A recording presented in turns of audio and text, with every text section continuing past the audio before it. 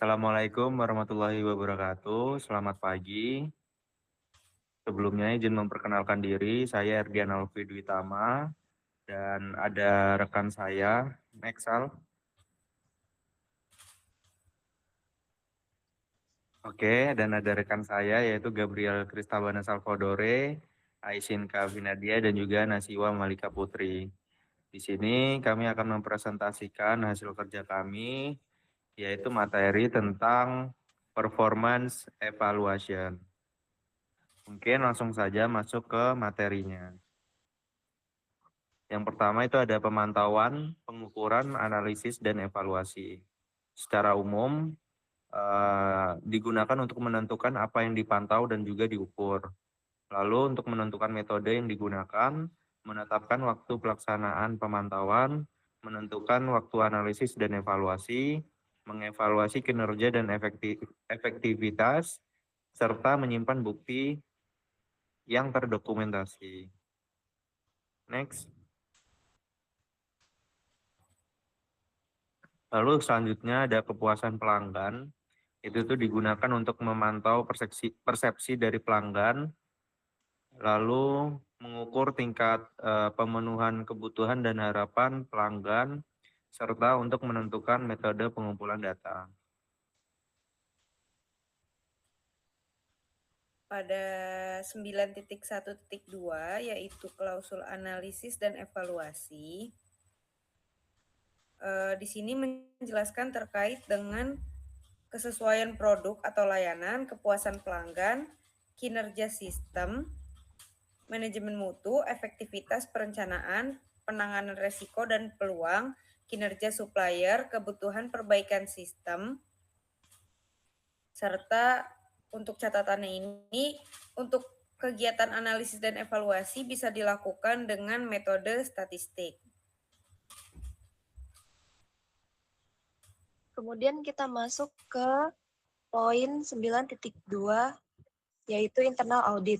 Di internal audit sendiri ini dibagi menjadi 2 poin, yaitu yang di 9.2.1 itu adalah tujuan dari internal audit ini. Nah, tujuan dari internal audit ini ada 2, yaitu yang pertama, audit internal harus memastikan kesesuaian sistem manajemen mutu. Nah, untuk memastikan kesesuaian sistem manajemen mutu ini harus sesuai dengan persyaratan organisasi sendiri, yang dimana sistem manajemen mutu atau SMM harus sesuai dengan standar, prosedur, dan kebijakan yang telah ditetapkan oleh organisasi itu sendiri. Dan yang kedua yaitu sesuai dengan persyaratan standar ISO 9001 tahun 2015, di mana sistem yang diterapkan organisasi harus memenuhi seluruh persyaratan yang ditetapkan oleh standar ISO 9001 tahun 2015. Nah, yang kedua yaitu persyaratan pelaksanaan audit internal. Poin pertama dari persyaratan pelaksanaan audit internal ini, organisasi harus merencanakan dan memelihara program audit. Organisasi wajib membuat program yang memperhatikan frekuensi, metode, tanggung jawab, perencanaan, dan pelaporan. Dan yang kedua, menentukan kriteria audit dan ruang lingkup audit. Kriteria audit yaitu standar yang digunakan sebagai acuan audit. Sebagai contoh ISO 9001 tahun 2015, SOP perusahaan, dan kebijakan mutu. Sedangkan ruang lingkup audit adalah area dan proses yang sedang diaudit, yaitu contohnya bagian produksi, gudang bahan baku, dan lab QC. Dan ya, poin ketiga yaitu memilih auditor yang objektif dan tidak memihak. Auditor harus memiliki kriteria berikut, yaitu kompeten, netral, serta tidak mengaudit pekerjaannya sendiri. Hal ini perlu diperhatikan untuk memastikan hasil audit itu tetap objektif dan tidak bias. Dan poin terakhir yaitu, poin yang keempat yaitu hasil audit harus dilaporkan ke manajemen yang relevan. Ketika proses audit telah selesai, hasil audit harus disampaikan kepada manajer departemen terkait atau bagian manajemen mutu. Isi laporan hasil biasanya mencakupi temuan audit, ketidaksesuaian, hasil observasi, serta rekomendasi perbaikan. Dan poin terakhir yaitu organisasi harus melakukan koreksi dan tindakan korektif. Jika terdapat temuan yang memiliki ketidaksesuaian, organisasi harus melakukan koreksi untuk memperbaiki masalah yang terjadi dan selanjutnya diperlukan tindakan korektif agar mencegah masalah terulang kembali. Nah, untuk selanjutnya itu ada di poin 9.3, bahasan pertama yaitu tentang general, yang mana membahas tentang manajemen puncak atau top manajemen. Top manajemen sendiri itu harus atau diwajibkan melakukan tinjauan sistem manajemen mutu secara berkala untuk memastikan untuk memastikan sistem tetap sesuai, efektif, dan mendukung tujuan organisasi. Tinjauan ini dilakukan dengan melihat kinerja proses hasil audit serta pencapaian target mutu untuk menentukan perbaikan yang diperlukan. Dan tujuannya itu agar selama peninjauan itu kita dapat mengevaluasi kinerja sistem, melihat pencapaian target mutu, dan menentukan apa yang harus diperbaiki.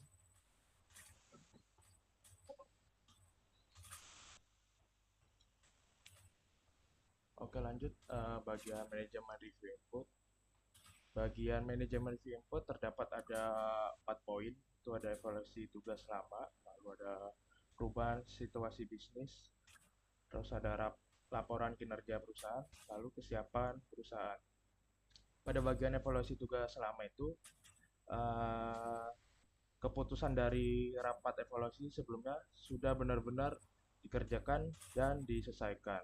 Lalu pada perubahan situasi bisnis, melihat apakah ada perubahan faktor internal, misal struktur organisasi baru, seperti mesin yang baru, atau eksternal, misalnya peraturan pemerintahan baru.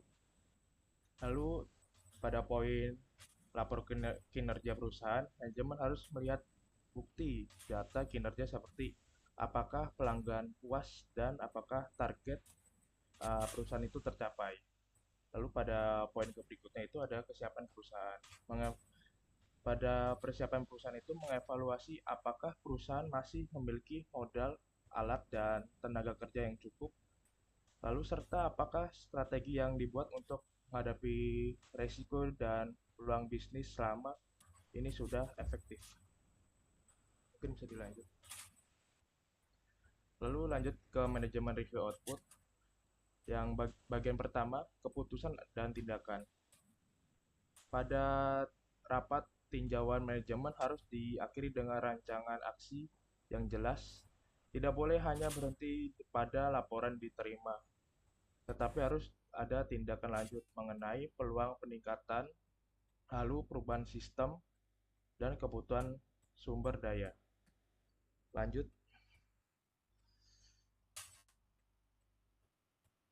Bagian yang kedua, kewajiban dan dokumentasi. Pada kewajiban dokumentasi itu, kalimat terakhir menegaskan bahwa organisasi wajib memiliki bukti dalam dunia audit ISO. Jika tidak dicatat, maka tidak terjadi atau tidak terbukti.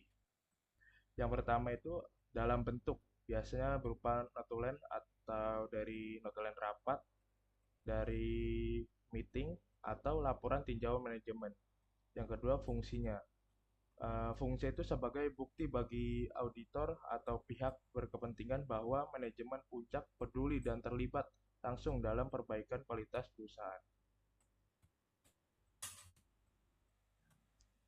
Oke, mungkin cukup sekian hasil dari presentasi kelompok 1, kelompok kami. Kurang lebihnya kami mohon maaf. Kami akhiri. Wassalamualaikum warahmatullahi wabarakatuh.